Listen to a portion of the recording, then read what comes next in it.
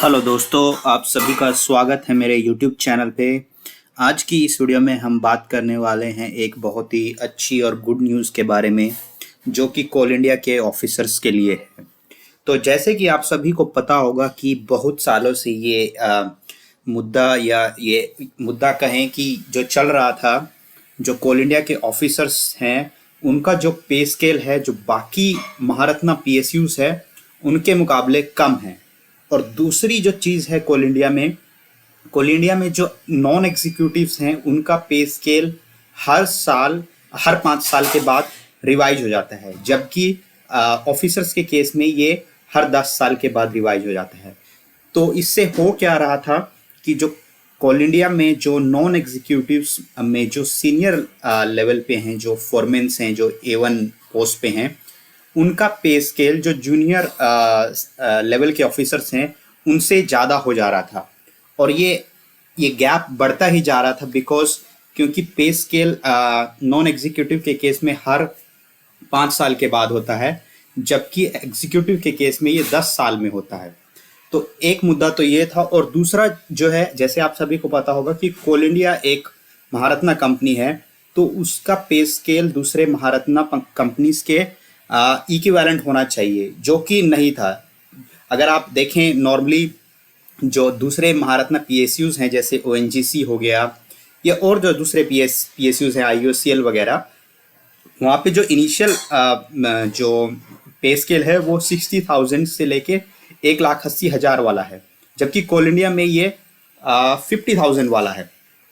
तो इससे हो क्या रहा था, ये दो चीज़ें कोल इंडिया के ऑफिसर्स इस चीज़ को काफ़ी बार उठा चुके थे। उन्होंने पहले बोर्ड के आगे भी, कोल इंडिया के जो सीनियर मैनेजमेंट है वहाँ पे भी उठाया। इस मामले में कई बार स्ट्राइक्स भी हुई, और उसके बाद फिर फाइनली जब बोर्ड से कोई अप्रूवल नहीं हो पाया, तो कोल इंडिया के ऑफिसर्स ने कोर्ट में जाना बेहतर समझा और वो कोर्ट में गए। अब ये काफ़ी हेयरिंग कोर्ट्स में हो रही थी, तो इसमें कोल मिनिस्ट्री भी इन्वॉल्व थी, कोल इंडिया का बोर्ड मेंबर भी इन्वॉल्व थे और ऑनरेबल कोर्ट भी इन्वॉल्व थी।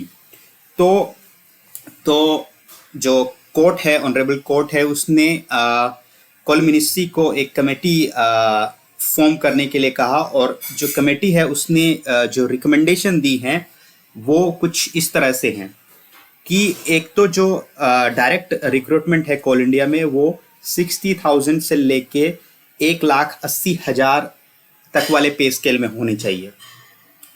और दूसरी चीज़ है कि कमेटी की ये भी रिकमेंडेशन है कि जो पीरियोडिक पे या वेज रिवीजन होता है वो सिमिलर टाइम पीरियड पे होना चाहिए सभी कैटेगरी ऑफ एम्प्लॉय के लिए। और जो तीसरी बड़ी चीज़ है, जो पे स्केल जो प्रपोजल किया है, जो सेल बोर्ड ने जिसको अप्रूव किया था, उसी को कमेटी ने भी माना है और कोर्ट ने भी माना है। तो उसमें जो E1 का जो पे स्केल था कोल इंडिया में, वो पहले 40,000 होता था, जो कि अब हो गया है, जिसको कि अब होना चाहिए दूसरे महारत्ना की तरह 60,000 से लेके 1,80,000 वाला। और जो E2 वाला है वो कोल इंडिया में 50,000 से 1,60,000 का होता था, जो कि अब हो जाएगा 70,000 से 2 लाख वाला। फिर इसी तरीके से E3 60,000 से 1,80,000 वाला था पहले, अभी वो हो जाएगा 80,000 से लेके 2,20,000 वाला।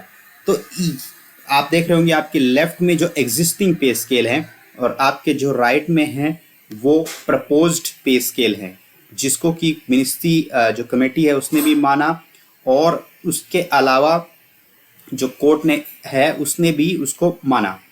इसके अलावा जो रिकमेंडेशन है, जो बड़ी रिकमेंडेशन है, वो ये है कि इसमें ऑब्वियस सी बात है, ये चीज़ें बहुत सालों से चल रही हैं, तो उस टाइम का जो एरियर्स वगैरह हैं वो भी फिक्स करने होंगे कोल इंडिया को, तो वो सारी चीज़ें भी होंगी।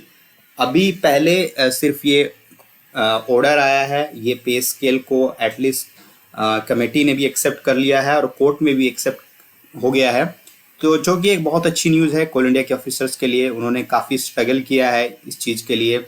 बहुत सारी मीटिंग्स हुई, बहुत सारी कोर्ट हियरिंग्स हुई, बहुत सालों से ये चल रहा है, तो फाइनली ये हो रहा है। तो जो कि कोल इंडिया के लिए भी एक अच्छी चीज़ है कि उसकी महारत्न की जो एक इमेज है वो उसके पे स्केल में भी रिफ्लेक्ट हो और वो अच्छे टैलेंट को अट्रैक्ट करे और उसको रिटेन भी कर पाए अपने पे स्केल से और अपनी पॉलिसीज से।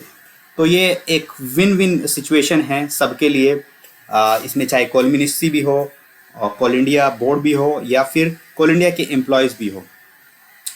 तो यही था इस वीडियो में। इसके अलावा अगर आपको कुछ और जानना है कोल इंडिया से रिलेटेड, बाहर की लाइफ के बारे में, लाइफ इन अब्रॉड, स्टडीज़ बाहर कैसे करें या बाहर कैसे स्टडीज़ के लिए आएँ, या आप आईआईटीज़ के बारे में, आपको हायर स्टडीज़ के बारे में जानना है या दूसरे पीएसयूज़ के बारे में जानना है या रिक्रूटमेंट से रिलेटेड आपके कुछ सवाल हैं, तो आप कमेंट बॉक्स में पूछ सकते हैं या डायरेक्ट ईमेल में पूछ सकते हैं। और आप ये भी रिकमेंड कर सकते हैं कि किस टॉपिक पर आपको वीडियोस और चाहिए। तो यही था इस वीडियो में। Thank you very much.